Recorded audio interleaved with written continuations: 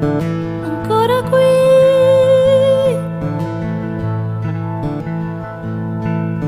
ancora tu.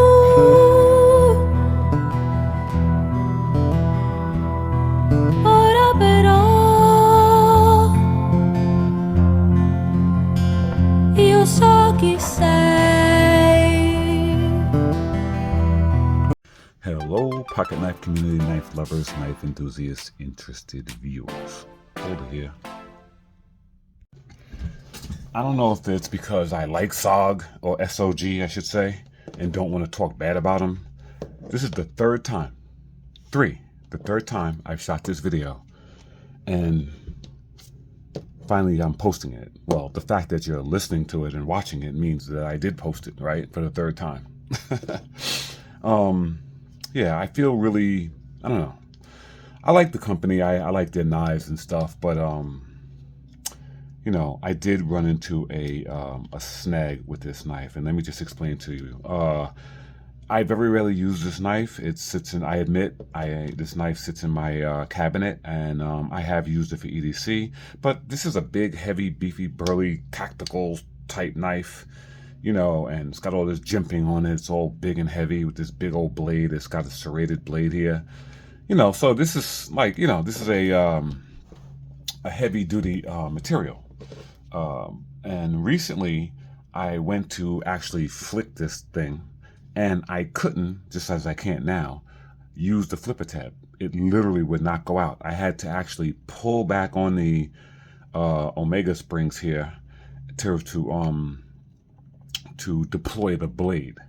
And I'm like, what is going on here? And well, as you see now, the springs aren't working at all. I took the knife apart. I'm going to put it back together, but that's neither here or there.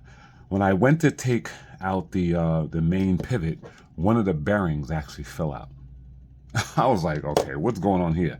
This is not, I haven't been beaten on this knife. I haven't been using this knife at all. Like, essentially, this is a new knife.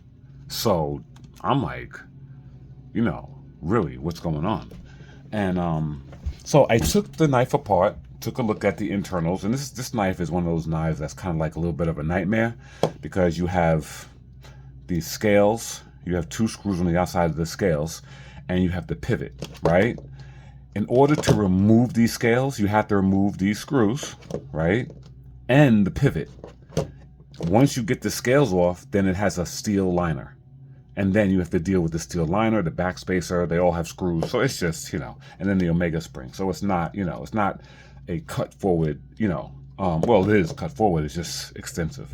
Anyway, finally put this video out, long story short, the inside of this knife has corroded. I should have filmed this while I was doing it, but I was so, like, taken back by it that, you know, I didn't. I just dealt with it, and now I have it back together. It's not functioning perfectly, but I probably can get it right. I mean, I might have to take it apart again and re-lube some stuff, but basically, I live in a marine environment. I live very close to the water, and sometimes things corrode where I live, and almost always things that aren't of very high quality corrode, especially in my garage. In my garage, do not mess around. You put something in there that's not stainless or a low grade stainless steel, it's done. It's done. So, but sometimes in my house, things corrode. Well, the steel liners in this corroded. There's corrosion. You can clearly see corrosion from the liners, from the Omega spring. And I've seen it before. I mean, I've lived here my whole life, so I've seen it before. And, you know, and so I thought it was really interesting that SOG released this knife in Magna Cut and titanium liners. Yeah. So anybody watching this that has this knife that lives in a marine environment and has also experienced that with this, yeah, feel free to comment in the comments. This is not a video dogging SOG. It's really not. I like the company. I like some of their stuff that I have. I actually like this knife. You know, it's a little complicated. It's a little complicated, and sometimes complication isn't good. But, you know, it is what it is. It's one of the reasons why companies like Spyderco put out stuff like this. I mean, the Salt series, you know, you're talking about Magna Cut steel, you're talking about G10, and you're talking about every screw, liner, and everything in here is set up for corrosion resistance. It's the reason why, and honestly, you know, the compression lock is a very simple design that is pretty amazing. I mean, the only weakness is being right hand bias. But anyway, back to this.